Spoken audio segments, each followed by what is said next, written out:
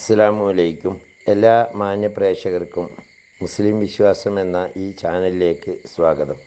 ഈ ചാനലിനെ കുറിച്ച് ഇതുവരെയും അറിയാത്തവർക്കായി കുറച്ച് കാര്യങ്ങൾ പറയാം.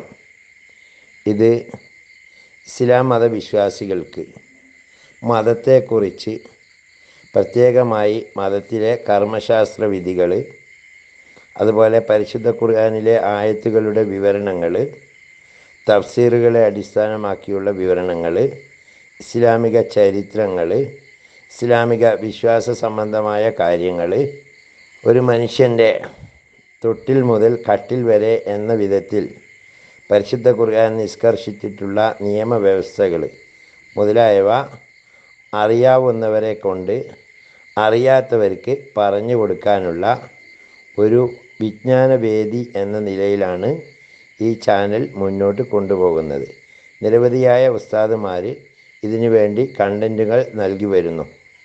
ആയതുകൊണ്ട് തന്നെ ഈ ചാനൽ ദീനി പ്രബോധനം എന്ന രീതിയിൽ ആരുടെയെങ്കിലും കയ്യിലെത്തിയാൽ അത് ഒന്ന് സബ്സ്ക്രൈബ് ചെയ്യുകയാണെങ്കിൽ കൂടുതലായിട്ടുള്ള വിവരങ്ങൾ നിങ്ങൾക്ക് ലഭ്യമാക്കുന്നതിനും, അതേപോലെ അത് ഷെയർ ചെയ്യുകയോ ലൈക്ക് ചെയ്യുകയോ ചെയ്താൽ കൂടുതലായ ആളുകളിലേക്ക് എത്തിക്കുന്നതിനും ഉപകാരപ്പെടും.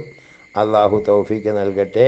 ഇനി നമുക്ക് വീഡിയോയിലേക്ക്. ഇത് ഉമറുൽ ഖത്താബ് റളിയല്ലാഹു അൻഹു എന്ന ഇസ്ലാമിലെ രണ്ടാം ഖലീഫയുടെ അതിമഹത്തായ ജീവിത കഥയാണ്. ഖത്താബിൻ്റെ പുത്രൻ ഉമർ ശക്തനായ ഒരു ഗുസ്തിക്കാരനും പ്രതിയോഗികളെ നിഷ്പ്രയാസം മലർത്തിയടിക്കാൻ കഴിവുള്ളവനും ആയിരുന്നു. ആരെയും പേടിയില്ല. സാഹസകൃത്യങ്ങൾ പ്രിയങ്കരമായിരുന്നു. ജാഹിലിയത്തിൻ്റെ എല്ലാ തനിമയും ഒത്തുചേർന്ന ജീവിതമാണ്. മക്കയിലെ പുതിയ മതത്തോട് അദ്ദേഹത്തിനുള്ള കഠിന വിദ്വേഷത്തിൽ അത്ഭുതപ്പെടാനില്ല. അത് സ്വാഭാവികം മാത്രമായിരുന്നു. ഖത്താബിൻ്റെ കഴുത വിശ്വസിച്ചാലും പുത്രൻ വിശ്വസിക്കുകയില്ല എന്ന് മുസ്ലിങ്ങൾ പറയാറുണ്ടായിരുന്നത്രേ. അജാനബാഹുവായ അദ്ദേഹത്തെ ഏത് ജനക്കൂട്ടത്തിലും തല നിവർന്ന് കാണാമായിരുന്നു. ദൃഢമായ പേശികളും ബലമുള്ള കാലുകളും വീതിയുള്ള മാർവിടവും രക്തവർണ്ണമുള്ള അദ്ദേഹം അബൂജഹലിനെ പോലെ പ്രാപ്തനായിരുന്നു, കഴിവുള്ളയാളായിരുന്നു.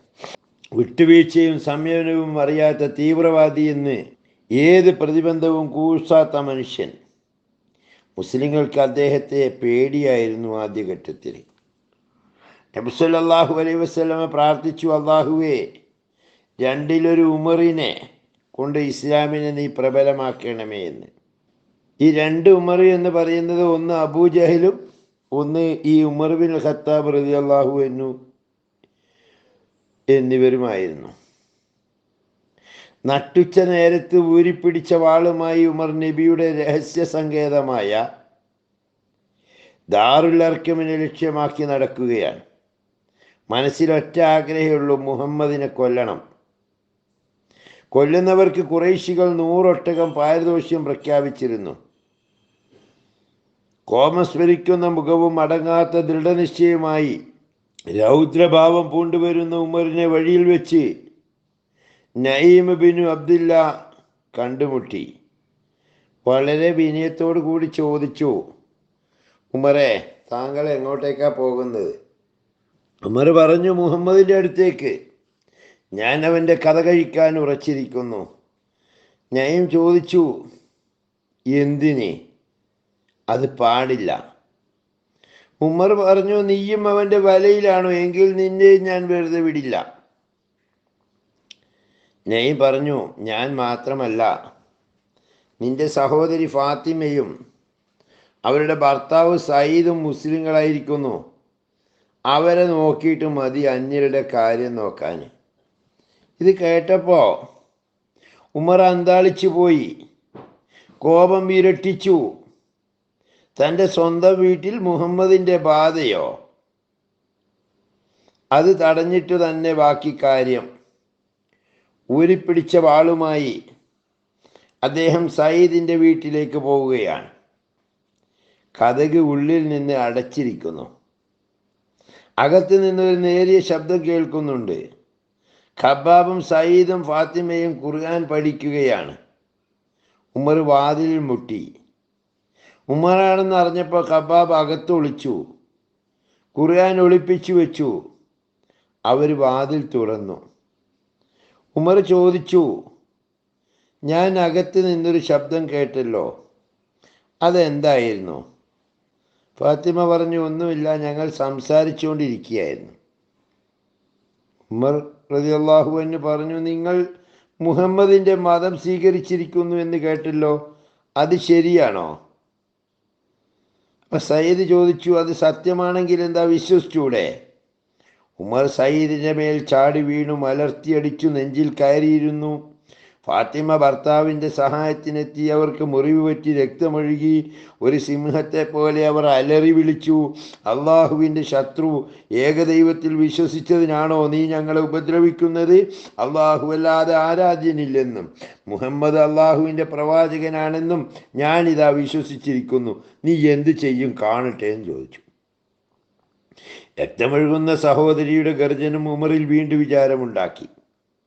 കലിമത്ത് തൗഹീദിൻ്റെ മാസ്മര ശക്തി അദ്ദേഹത്തിൻ്റെ ഹൃദയം കീഴ്പ്പെടുത്തിയതുപോലെ ഉമർ ആക്രമണത്തിൽ നിന്ന് പിന്തിരിയുകയാണ്. ഫാത്തിമയോട് ഒളിപ്പിച്ചു വെച്ച ആ ഏടിന് ആവശ്യപ്പെടുകയാണ്. ഫാത്തിമ പറഞ്ഞു, അത് ശുദ്ധമായവർക്ക് മാത്രമേ, ശുദ്ധന്മാർക്ക് മാത്രമേ നൽകിക്കൂടൂ, ഒളിച്ച് വൃത്തിയായി വാ എന്ന് പറഞ്ഞു. ഉമർ അതനുസരിച്ചു. ഫാത്തിമ ഏട് നൽകി. അദ്ദേഹം വായിച്ചു, ത്വാഹ മാ അൻസൽനാ അലൈക്കൽ ഖുർആന ലിതഷ്ക എന്ന് തുടങ്ങുന്ന ഹൃദ്യമായ വചനങ്ങൾ.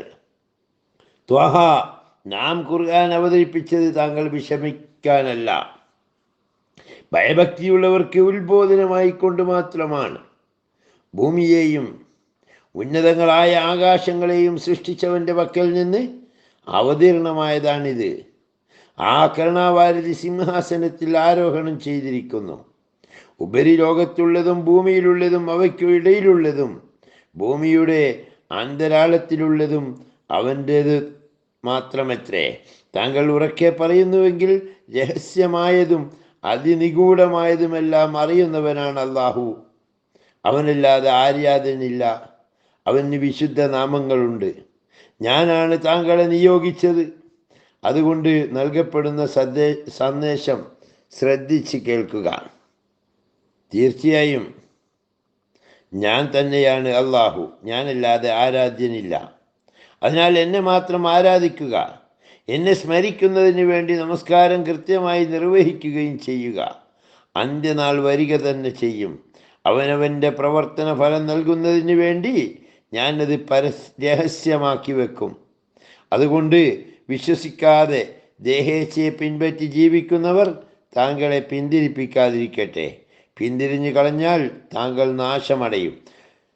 പരിശുദ്ധ ഖുർആൻ ഉമറിനെ സ്വാധീനിച്ചു കഴിഞ്ഞു.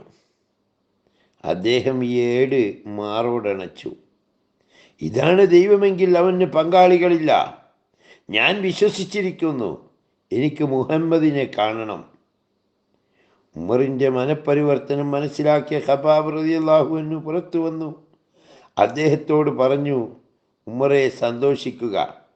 നിന്നെക്കുറിച്ച് അള്ളാഹുവിൻ്റെ പ്രവാചകൻ ചെയ്ത പ്രാർത്ഥന ഫലിച്ചിരിക്കുന്നു. ഉമർ സാവേശം അർക്കമിൻ്റെ വീട്ടിലേക്ക് പോയി. നബി സല്ലല്ലാഹു അലൈഹി വസല്ലമ തങ്ങളെയും അനുയായികളെയും കണ്ടു. ഇസ്ലാം ആശ്ലേഷിച്ചു. മുസ്ലിങ്ങളെ സംബന്ധിച്ചിടത്തോളം ആഹ്ലാദഭരിതമായ ഒരു സംഭവമായിരുന്നു അത്. സന്തോഷാതിരേകത്താൽ അവർ ഉച്ചത്തിൽ തക്ബീർ മുഴക്കി. ജാഹിലിയത്തിൻ്റെ സംരക്ഷകനായിരുന്ന ഉമർ ഇസ്ലാമിൻ്റെ പതാകവാഹകനായി മാറി. തൻ്റെ വിശ്വാസം ഒളിച്ചു വെക്കാൻ അദ്ദേഹം ഇഷ്ടപ്പെട്ടില്ല. അദ്ദേഹം നബി സല്ലല്ലാഹു അലൈഹി വസല്ലമ തങ്ങളോട് ചോദിച്ചു, നബിയെ, നമ്മുടെ ജീവിതവും മരണവും സത്യത്തിൽ അധിഷ്ഠിതമല്ലേ?